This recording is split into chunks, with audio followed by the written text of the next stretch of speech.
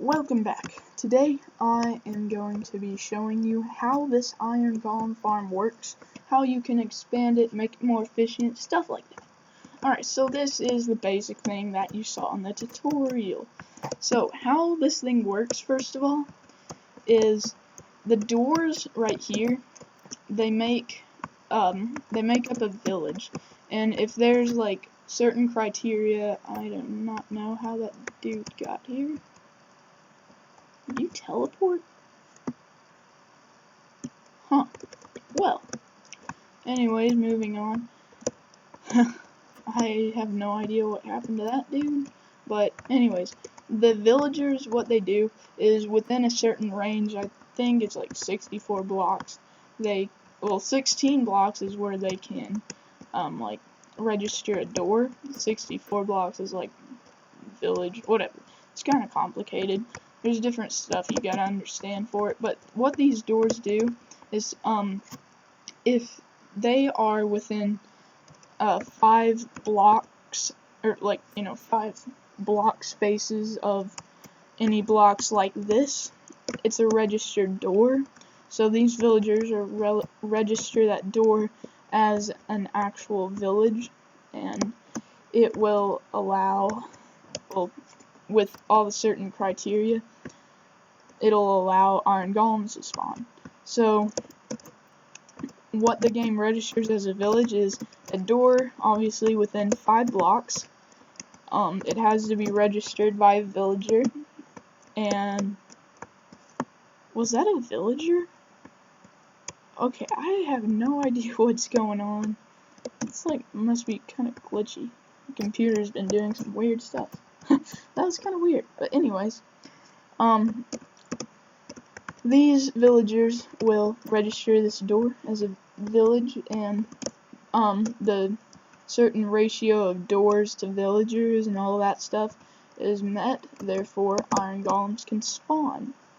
So now, like, it's really quite simple how this kind of iron golem farm works.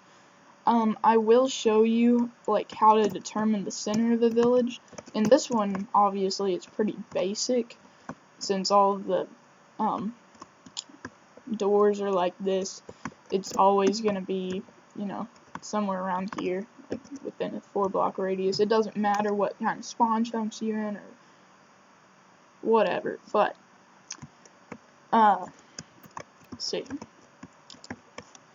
In this one, like, okay, so over here, this is the very center of the world, and if I look off in this direction by doing F3, I can tell that this is east.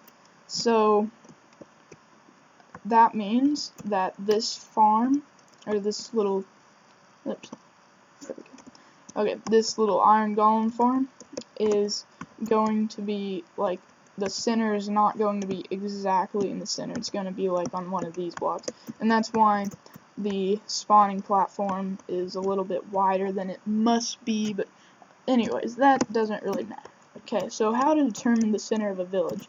It's kind of math-like. It takes the average of where the doors are.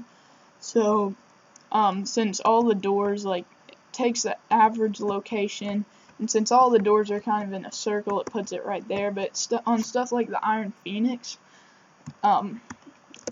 like, you have to kind of play with that a bit. It takes a little bit of, like, understanding of that certain stuff.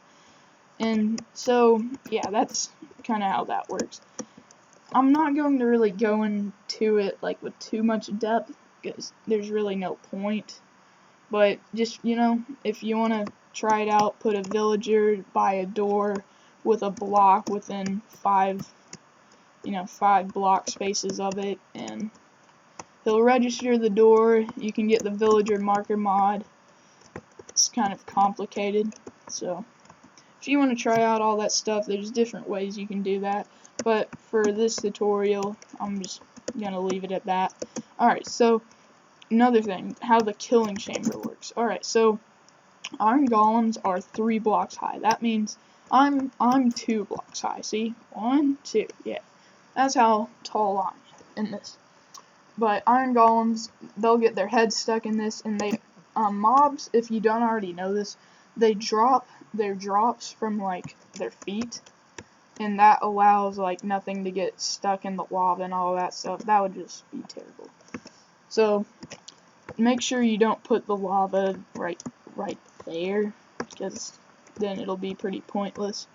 So also make sure, if you're going to like make one of these yourself, make sure you leave at least 4 spaces for them to get in, or else they're like 2 blocks wide and 1 block in length, I think. But to make this farm work, you need a 4 block space for them to get in.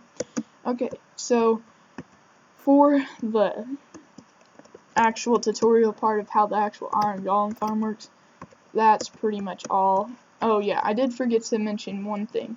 If you want to expand this thing, all you have to do is make another layer.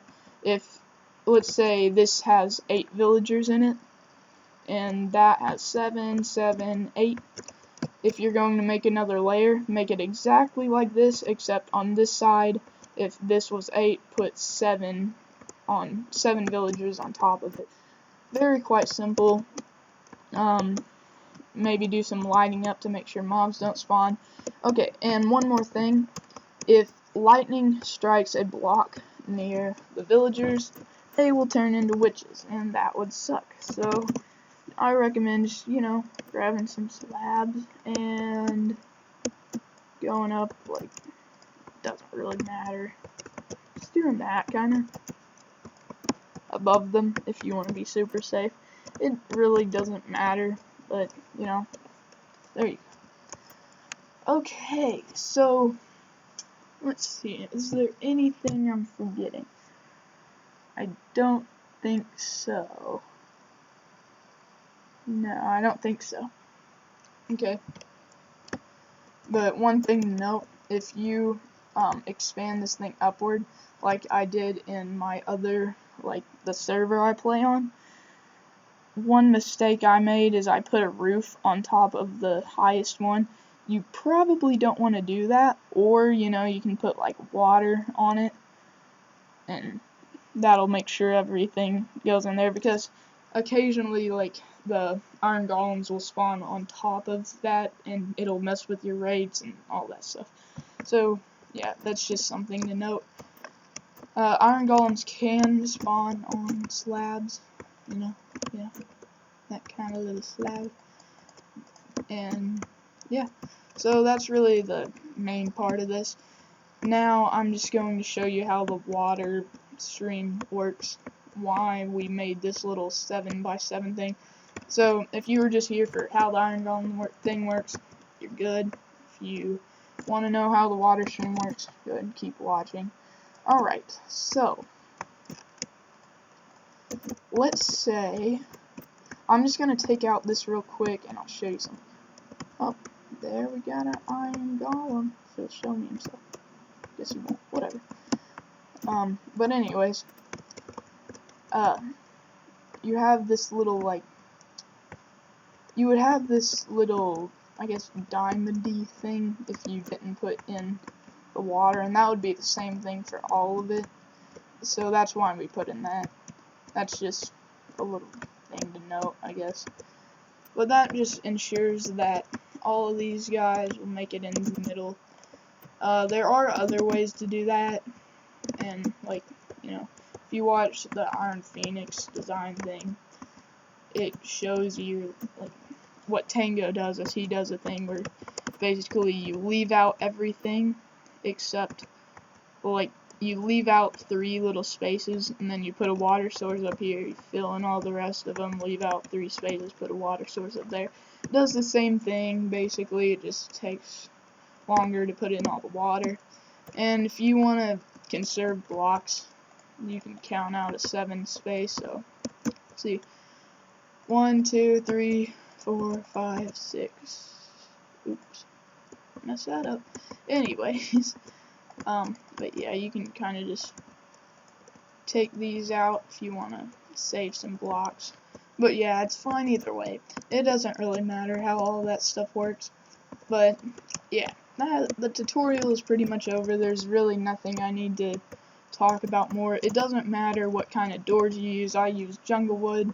On the spawning blocks, you just need to make sure. Oh, really, there's a pretty big criteria, or like not criteria, sorry. There's a pretty big variety of blocks you can use on that kind of stuff. But yeah, that's pretty simple. If you want to see how to make a sorting system to this to get all the annoying popies out, yeah, I recommend just watching my sorting system video. I will try to remember to put that on the screen for you. But yeah, that's all I'm going to talk about for this little game mechanics thing. Remember to comment on what kind of farms you want to see next. I will definitely be working on those. And yeah, guys, so that's it for this tutorial.